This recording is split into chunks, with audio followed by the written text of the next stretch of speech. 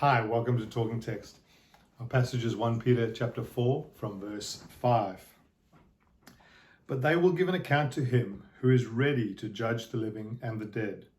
For this is why the gospel was preached, even to those who are dead, that though judged in the flesh, the way people are, they might live in the spirit, the way God does. Peter describing here that one day Jesus will judge the living and the dead. All of us will one day stand before Jesus to give an account. And we know that Jesus' judgment will be perfect. He will get it spot on. Sometimes our judgment, or often our judgment, is off, but Jesus will get it exactly right.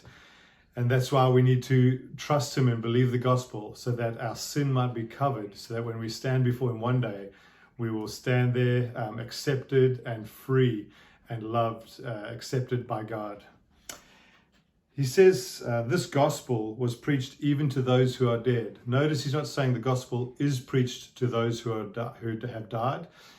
Then it's too late. He says rather this gospel was preached even to those who are now dead, i.e. while you're alive is the chance to respond to this gospel. Romans says that in fact the creation reveals who God is, so that none of us, all are without excuse, because God is clearly revealed even through the creation. And so God has revealed himself, and we get to choose to respond to him or choose to reject him. And this is what he's saying. One day we'll all give an account and have to stand before God.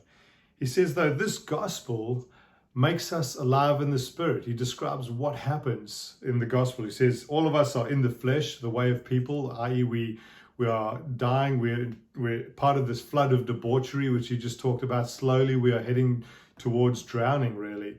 He says, but what happens is when this gospel is received, it says we are made that we might be alive in the spirit the way God does. And so God is not subject to dying in the flesh. He is eternally alive. He is eternally the source of life. And what a great privilege that we might be made alive in the spirit. And that's what the gospel does. When we believe in the gospel, we are made alive in the spirit. We pass out of the death of our flesh, and which is slowly dying and slowly heading towards decay, but we are made alive again forever, like God is, in fact. And that is truly amazing when you think about it. So I want to encourage you to live in the spirit, to live the way God does, not live according to the flesh. Thanks for letting the text talk. Bless you.